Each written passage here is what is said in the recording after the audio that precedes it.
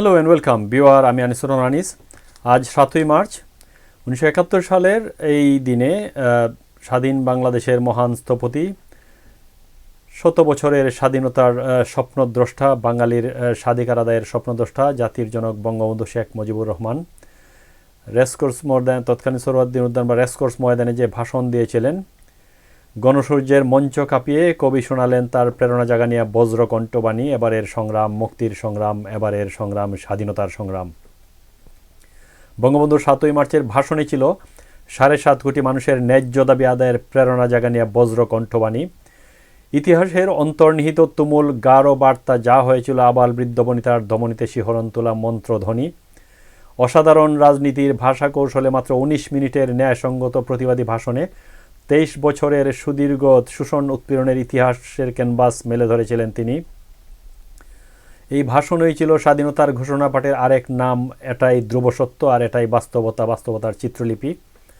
বঙ্গবন্ধুর 7ই মার্চের ভাষণকে 2017 সালে 30 অক্টোবর বিশ্ব প্রামাণ্য ঐতিহ্য হিসেবে স্বীকৃতি দেয় জাতিসংঘের শিক্ষা, বিজ্ঞান ও সাংস্কৃতিক বিষয়ক সংস্থা ইউনেস্কো। 7ই মার্চের ভাষণ মুক্তিযুদ্ধের সঞ্জীবনী শক্তি।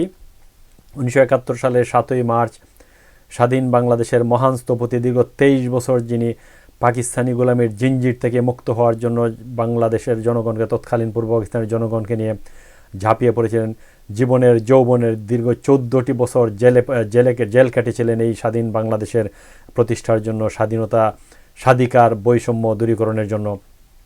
1971 সালের 7ই মার্চ বঙ্গবন্ধুর ভাষণের মধ্য দিয়ে বাঙালি জাতির নব অভ্যুদয় ঘটে। পৃথিবীর মানচিত্রে নতুন একটি স্বাধীন দেশের অস্তিত্ব অঙ্কিত হয়, আর এই অস্তিত্বের নাম বাংলাদেশ। ঢাকার সোহরাওয়ার্দী উদ্যানের জনসমুদ্রে দাঁড়িয়ে বঙ্গবন্ধু যখন স্বাধীনতার ডাক দেন, সেদিনও তিনি ভাষণ শেষ করেছিলেন জয় বাংলা ধ্বনি উচ্চারণের মাধ্যমে। তখন তার কণ্ঠে কণ্ঠ মিলিয়ে লাখো জনতা উচ্চারণ করে জয় বাংলার বজ্রনীনাদ। আর এই স্লোগানের উচ্চারণের মাধ্যমেই স্বাধীনতা যুদ্ধে আত্মাহুতি দিয়েছেন মুক্তিযোদ্ধারা। 30 লক্ষ শহীদের রক্তের বিনিময়ে আর 3 লক্ষেরও বেশি মা বোনের ইজ্জতের বিনিময়ে সম্মানের মাধ্যমে অর্জিত আমাদের স্বাধীনতা। আর পরের দিন 8ই মার্চের বাংলাদেশের সবগুলি পত্রিকাগুলোতে উঠে এসছে 7ই মার্চের বঙ্গবন্ধুর স্বাধীনতার ডাক ও রণকৌশল ঘোষণার বিস্তারিত তথ্য। এই ভাষণ ঢাকা বেতার থেকে সরাসরি সম্প্রচারের কথা থাকলেও পাকিস্তান জান্তাদের নিষেধাজ্ঞার কারণে তা আর সরাসরি সম্প্রচার করা হয়নি। আর এরই প্রতিবাদে ঢাকা বেতার ও টেলিভিশন স্টেশন ত্যাগ করে সোহরাওয়ার্দী উদ্যানে এসে ভাষণ শোনেন কর্মচারীরা। তখনই বঙ্গবন্ধুর পুরো ভাষণটি রেকর্ড করেন তারা, আর পরবর্তীতে এই ভাষণ সম্প্রচারের দাবিতে বেতার ও টেলিভিশনের কর্মচারীরা কাজ বয়কট করেন। ফলে 8ই মার্চ সকালে সেই ভাষণ সম্প্রচার করতে বাধ্য হয় তৎকালীন সরকার। 7ই মার্চের ভাষণ পাকিস্তানিদের প্রতি 4টি শর্ত দেন বঙ্গবন্ধু। আওয়ামী লীগ প্রধান বঙ্গবন্ধু শেখ মুজিবুর রহমান 7ই মার্চের ভাষণে যে 4টি শর্ত দিয়েছিলেন সেগুলো হলো: অবিলম্বে সামরিক আইন প্রত্যাহার করতে হবে, সেনাদের ব্যারাকে ফিরিয়ে নিতে হবে, 1 মার্চ থেকে 6 তারিখ পর্যন্ত সারা দেশে জান্তা কর্তৃক গণহত্যার বিচার এবং নির্বাচিত জনপ্রতিনিধিদের কাছে ক্ষমতা হস্তান্তর করতে হবে। এবং এরপর পাকিস্তানিদের প্রতি সর্বোচ্চ অসহযোগিতার জন্য বাঙালিদের প্রতি আহ্বান জানান বঙ্গবন্ধু।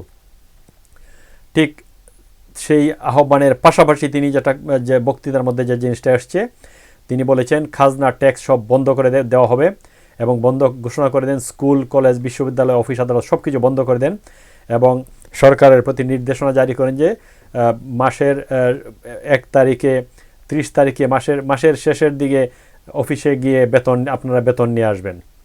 এবং 1971 সালের 7ই মার্চের যে ভাষণ, সেই ভাষণের পরে সারা বাংলাদেশের, তৎকালীন পূর্ব পাকিস্তান বা বর্তমান বাংলাদেশের 7.5 কোটি মানুষ ঐক্যবদ্ধভাবে পাক হানাদার বাহিনীর বিরুদ্ধে রুখে দাঁড়ানোর জন্য তারা ঘরে ঘরে দুর্গ গড়ে তুলেছিল।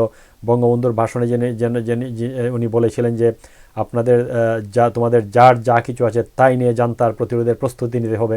এবং সেই প্রত্যয় নিয়ে সেই 7ই মার্চের ভাষণের পর থেকেই সারা বাংলার জনগণ ঐক্যবদ্ধভাবে প্রতিরোধ গড়ে তুলেছিল।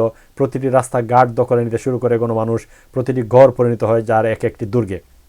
আর তারই ফলশ্রুতিতে দীর্ঘ 9 মাস মুক্তিযুদ্ধের মাধ্যমে মহান স্বাধীনতা এবং আজকের স্বাধীন সার্বভৌম বাংলাদেশ। আজকের 7ই মার্চ ঐতিহাসিক এই দিনে, যে দিনটি আমরা জানি যে আমাদের মধ্যে কিছু কুলাঙ্গার আছেন যারা এই দিবসটিকে মনে করছেন ইতিহাস মুছে ফেলবেন। আসলে ইতিহাস কখনো মোছা যায় না। ৭ই মার্চ আসলেই, স্বাধীনতার প্রশ্ন আসলেই, মুক্তিযুদ্ধের প্রশ্ন আসলেই ৭ই মার্চ অবশ্যই আসে। ৭ই মার্চেই বঙ্গবন্ধু স্বাধীনতার সব ঘোষণা, দিক নির্দেশনা দিয়ে দিয়েছিলেন লাখো মানুষের সামনে, যে জিনিসটা পরবর্তীতে সারা সারা পৃথিবীর বিভিন্ন নিউজ মিডিয়ায় প্রচারিত হয় এবং ২০১৭ সালে জাতিসংঘের ইউনেস্কো কর্তৃক সেটিকে পৃথিবীর হাজারো ভাষণের মধ্যে একটি ঐতিহাসিক ভাষণ হিসেবে এর স্বীকৃতি দেয়।